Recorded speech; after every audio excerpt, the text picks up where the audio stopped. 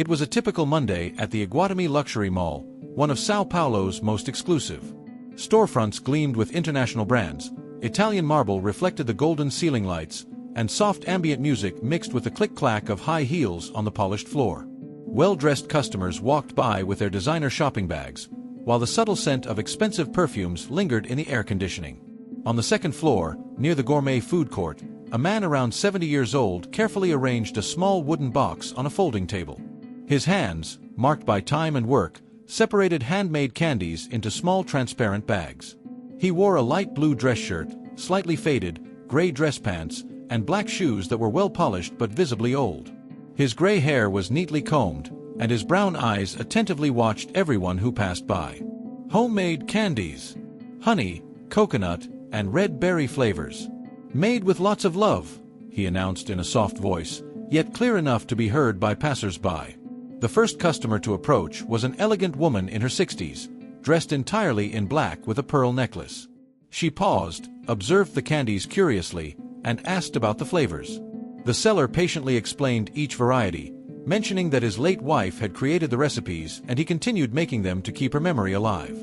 The woman bought 2 small bags and went on her way, smiling. It wasn't long before the situation changed completely.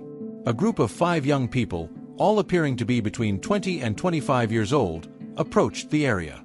They wore designer clothes, 500 Reyes t-shirts, imported sneakers, expensive watches on their wrists. The group's leader, a blond guy with sunglasses, pointed at the seller and said loudly, "Dude, look at this! How disgusting! How do they let this kind of person sell this junk in here?" His friends laughed, and one of the girls in the group, a brunette with long hair and an Italian designer bag, added, "Seriously, this ruins the whole vibe. We pay a fortune to come to a fancy place and have to put up with this depressing sight."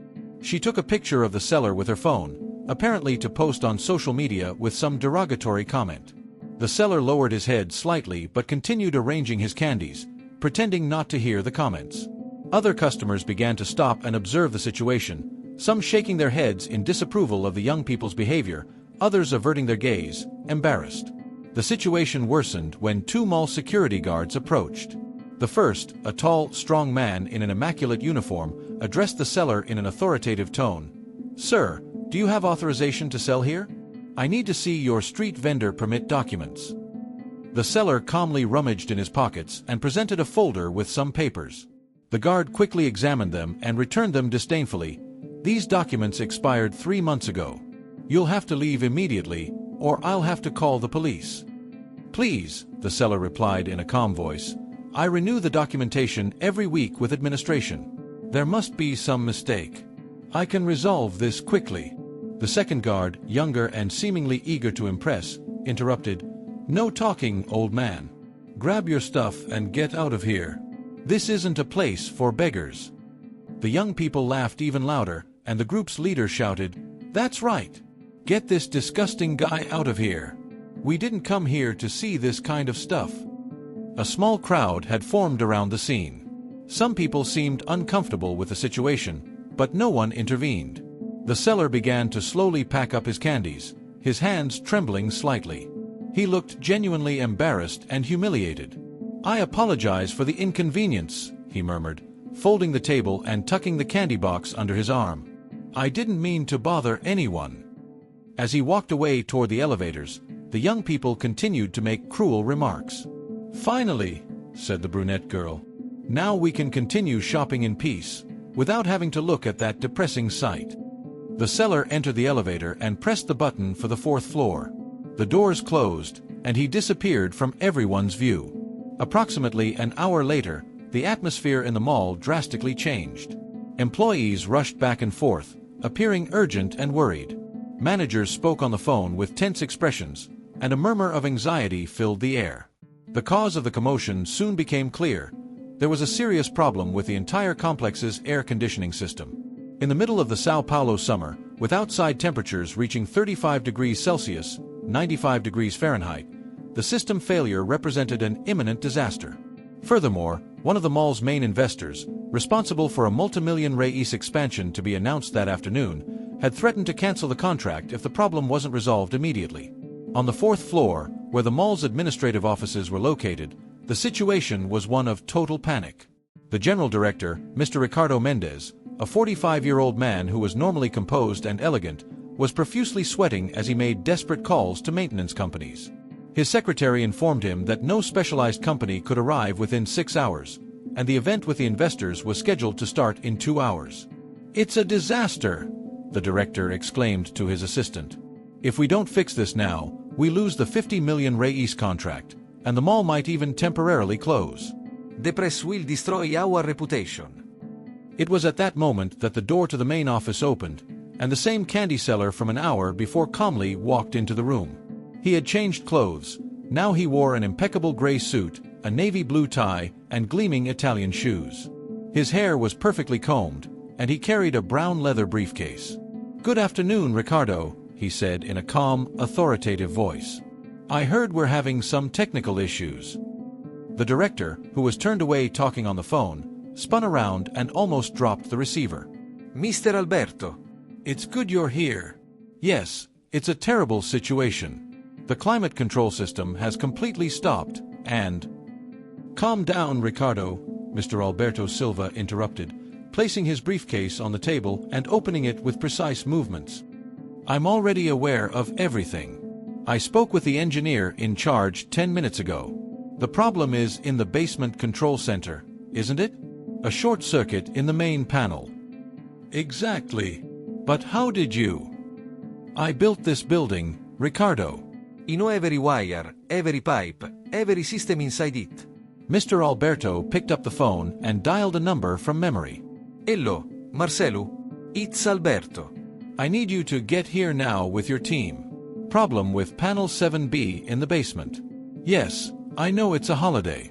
Pay them triple, no problem. I want everything working in an hour." He ended the call and turned to the director, who watched him with a mixture of relief and admiration. "In 45 minutes, the air conditioning will be working perfectly. As for the investor who was threatening to cancel, leave him to me. He's my partner in 3 other ventures." "Mr. Alberto, you're incredible. Without you, we'd be lost." "That's what I'm here for, Ricardo." "Now, I need to deal with a small matter downstairs. It seems some of our employees have been causing unnecessary embarrassment." Mr. Alberto went down to the second floor again, where the morning's commotion had taken place. The air was already visibly cooler. His solution had worked with the promised efficiency. He located the 2 security guards who had embarrassed him and approached them with firm steps. "You're Carlos and Junior, aren't you?" he asked, walking closer. The guards turned, and their expressions instantly shifted from routine professionalism to absolute shock. They recognized the man they had humiliated an hour before, but now he was completely transformed. "Sir." We," stammered Carlos, the older guard. "Do you know me?" Mr. Alberto asked calmly. "No, sir, I mean, Carlos was visibly nervous, sweating. My name is Alberto Silva. I am the owner of this building and the main shareholder of the group that manages this shopping center." He paused, observing the panic on the faces of the 2 men. "An hour ago, you treated me like a criminal and expelled me from my own establishment." Junior, the younger guard, turned pale. "Mr. Silva, we didn't know. Please, it was a misunderstanding." "A misunderstanding." Mr. Alberto repeated. "You saw an elderly man, honestly selling candies to support himself, and you decided to publicly humiliate him. You didn't verify his credentials properly. You were rude and disrespectful. Is that security protocol or pure prejudice?" Carlos tried to explain, "Sir, we received complaints from some customers, and—" "Ah, yes. The customers." Mr. Alberto looked around and located the group of young people who had started the whole situation. They were in the food court, still laughing and talking loudly, oblivious to what was happening. "Those young people over there, right?" He walked over to the table where the group was sitting. As he approached, the group's leader, the blonde guy, looked up with an irritated expression. "Hi, sir, what is it? Is everything all right?" he asked sarcastically, clearly annoyed by the interruption. "Good afternoon. My name is Alberto Silva." "An hour ago, you made some comments about a candy seller who was here in the mall." The brunette girl laughed. Oh, that disgusting beggar? Good thing they got him out of here. It was a depressing sight. I see, Mr. Alberto replied, keeping his voice calm. Do you know who that man was? Of course, the group leader said, a beggar selling junk. Why, that man was me. The silence that followed was deafening. The 5 young people froze, their faces gradually shifting from arrogance to understanding, and finally to absolute horror. This is a joke, right? Stammered the brunette girl. It's not a joke. I own this shopping center. I built this place from the ground up 15 years ago. I started by selling candies on the street when I was 20, then opened a small confectionery, then a chain of stores, and finally entered the real estate business. To this day, once a week, I come here disguised as a street vendor to understand how my employees treat ordinary people and how our customers behave. The blonde guy was visibly trembling. Mr. Alberto, we didn't know. It was just, we were joking. Joking, Mr. Alberto repeated. You publicly humiliated an elderly man, made cruel comments about his appearance and social status, and even photographed him to ridicule him on social media. Is that a joke? The girl started crying. Please, sir, delete the picture. We won't post anything. It was a terrible mistake. The mistake wasn't taking the picture, dear. The mistake was the prejudice, the lack of humanity, the gratuitous cruelty. Mr. Alberto paused, observing each of the young people. Do you know the difference between you and me? They shook their heads, unable to speak. I learned that a person's true worth isn't in the clothes they wear or the money they have in the bank. It's in their character, in how they treat others, especially those they consider inferior. You failed miserably in that test. One of the young men in the group, who had been quiet until then, tried to apologize. Mr. Alberto, we sincerely apologize. It was terrible of us. What can we do to make amends? You want to make amends? Mr. Alberto thought for a moment. Very well. You will volunteer for 3 months at an institution for the elderly here in the region. I want weekly reports of your activities. And I want you to learn the names, stories, and dreams of every elderly person you meet there. Yes, sir. Of course. We'll do everything, said the group leader, desperate. Furthermore, Mr. Alberto continued, you are forbidden from frequenting this mall for the next 6 months.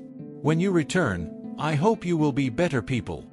The young people left quickly, visibly embarrassed and regretful. Mr. Alberto then returned to where the security guards were, who had witnessed the entire conversation and were clearly terrified. As for you two, he said, addressing Carlos and Junior, you have a choice to make. You can continue working here, but you must take a course in human relations and diversity, which I will personally fund. And I want you to understand that your job is to protect and help all people who frequent this establishment, regardless of their appearance, social class, or financial condition. Yes, sir. Thank you very much for the second chance, said Carlos, relieved. The second option, Mr. Alberto continued, is for you to look for employment elsewhere. The choice is yours. We want to stay, sir. We'll take the course and completely change our attitude, said Junior. Excellent. Start tomorrow. That afternoon, the event with the investors was an absolute success. Mr. Alberto, now dressed in his finest Italian suit, presented the mall's expansion plans to an impressed audience of entrepreneurs. The air conditioning worked perfectly, and the ambience was impeccable. During his speech, he made a point of mentioning, fellow investors, this venture is not just about profit. It's about creating a space where all people, regardless of their background or social status, feel welcome and respected.